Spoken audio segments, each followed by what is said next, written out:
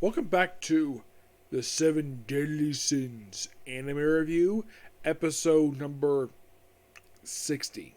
We're here reviewing episodes 3 and 4 of the Seven Deadly Sins for Knights of the Apocalypse series, which pretty much the episode 3 finishes up adapting the Percival arc and basically this arc goes through most of the Echo Gorge arc. Yes, like the previous arc, basically, this arc is like three episodes. Yes, though, starting with the very next arc, it's 4 episodes.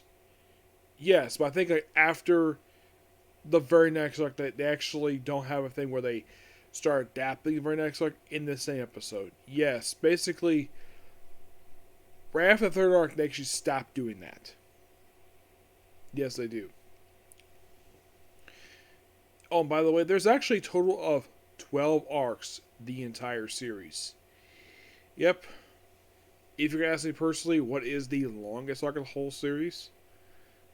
I'm looking at it right now, it's probably the last arc they're adapting for that will finish the season up, which is 31 chapters. Yes. A lot of, like, here's the thing about the opening arc. The first 2 arcs, just 6-7 chapters.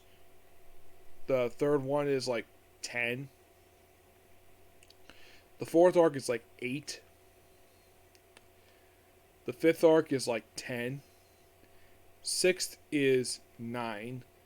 And 7 is the longest with 31 chapters. Yeah, 31. Yeah, basically that's the longest arc of the whole series. And it took me a bit basically working this one, because it took up like 3 books to cover this arc. Yeah. So, we get a flow of last time, where Percival is taking on the Black Knight, where he apparently discovered this weird energy ability, which comes to play for this character.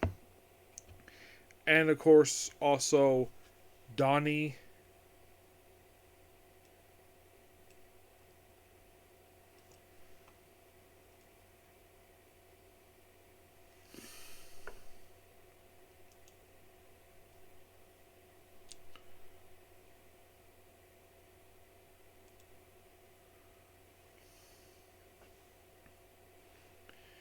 Trying to see the name here. Yeah, Donnie. He steps in to help Percival, and then the Fox shows up to stop them. Of course, there's a pretty good battle here. And then he just teleports him away. Now, Percival, they have a reason. Why? Because he's destined to become one of the 4 Knights of the Apocalypse. This is the episode they finally explain what the heck they are. I forgot to mention in the previous episode that the name 4th and Apocalypse first mentioned about some prophecy they're going to destroy Camelot, presumably, and that's why Irontide was trying to eliminate Percival and his grandfather, who was also Irontide's father. And of course, they teleport on top of basically a dead dragon. Well, his bones, anyways. Now, how this dragon got here? Now, you're probably asking, was this dragon featured in Seven Deadly Sins? No. This dragon was probably killed off screen by somebody else. I don't know who killed this character. The manga does not explain who this character is. Oh, this thing was just there. And Dory doesn't know where they are because, of course, basically he's seen from the ground but never on top. So, Sin explains exactly like what the Seven Deadly Sins are. Apparently, not only destined to take down Camelot, presumably also destroy the world as well. Interesting. And they call them the 4 Knights of the Apocalypse. Not the 4 Horsemen, the 4 Knights. And Percival is one of the Horsemen. Doria is not. Doria just happened to be somebody who just happened to fear. And of course the Black Knight's after them. Before we continue, let's talk about the Black Knight. Well, we see him back in Camelot, where it looks like it's an alternate dimension, because the dimension was destroyed during the events of Holy War, which that was true, it definitely was. Except, not fully per se, yeah, there was some survivors, yes, but the city itself was never actually rebuilt. No. The kingdom was basically just Arthur and Merlin, which Arthur showed for a little bit, and I'll get to basically one particular character that social with him and how what her role is in the series, because it's quite interesting to say the least. So they mentioned about the description about the four knights.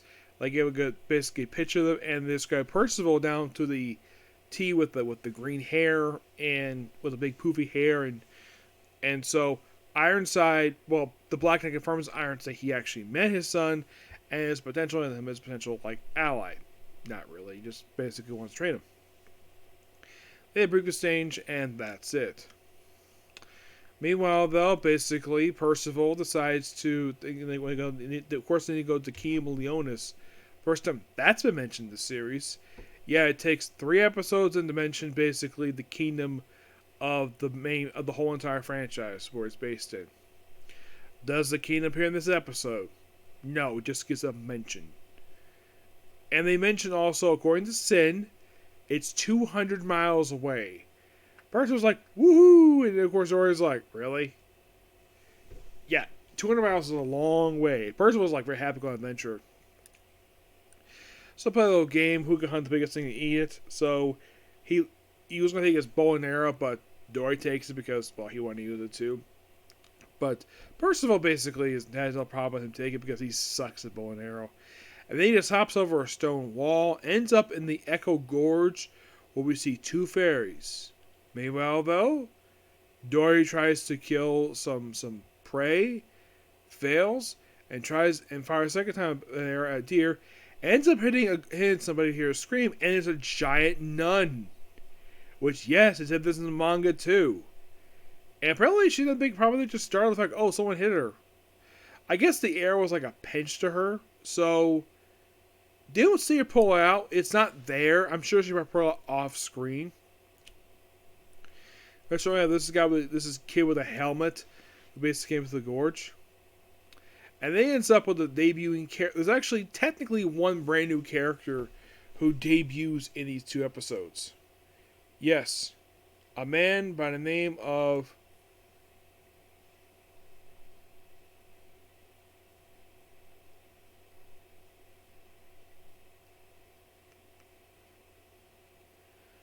Nashins. Yes, he is technically. Now he's voiced by. Well, you think it's a guy. It looks like I'm gonna call it a guy. By Marin Miller. That's who voices this person. Mm-hmm. Or apparently he likes biting his lip, and he likes doing experiments. Yes, he likes doing experiments. Oh yeah, there's this fairy. There's also the debut of this other character named Ordo.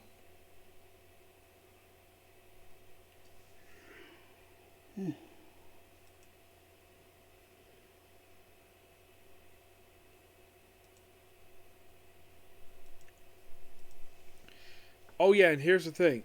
The giant nun, it's Doris from the original 7 Deadly Sins series. Yep, she is back. I found that interesting, the fact they brought back this character. That somehow she's still alive.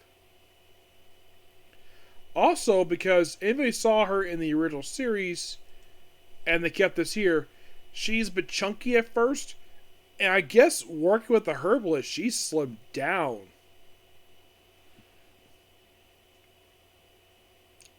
Yeah, she's slimmed down. Where... So at the time of the original Dance series, she was 750. Now she's 766. Yes. How the heck she managed to find the place, it's kind of interesting. So in a way, Doris is technically the very first character from the original Dance series to appear in this one. Though she mostly appeared in flashback. She never appeared in the present day. These 2 episodes in particular were the first time she appeared in present day.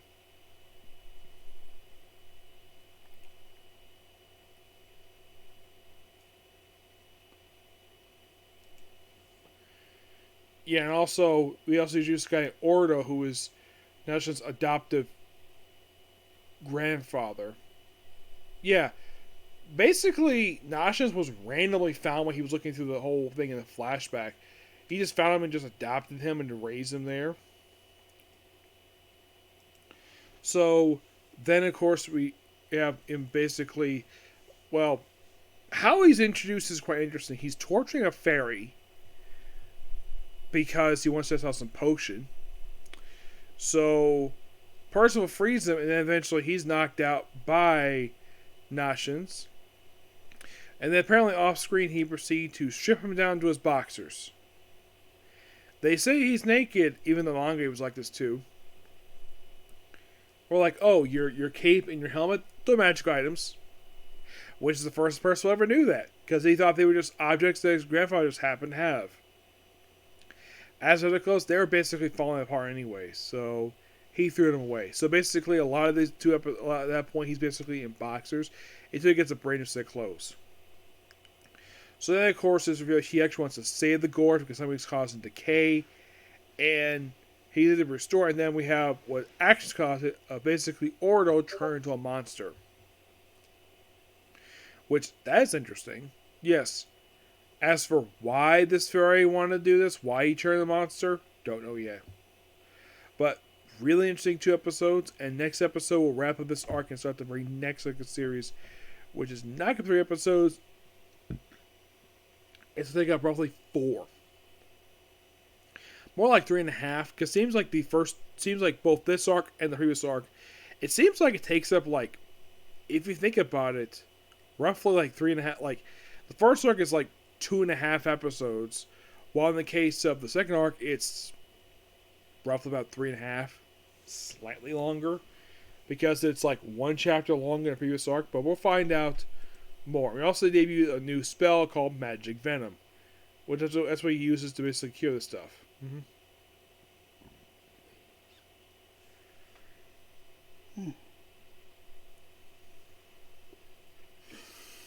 But yeah, great stuff here.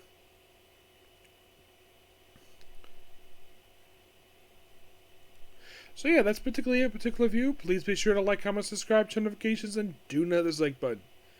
Well, I may have time to do 2 episodes. I'd probably save for tomorrow at this point, because I gotta get ready for bed. I gotta take out the trash. So I'll probably see y'all tomorrow for my next couple videos. This one, okay, next video. Bye.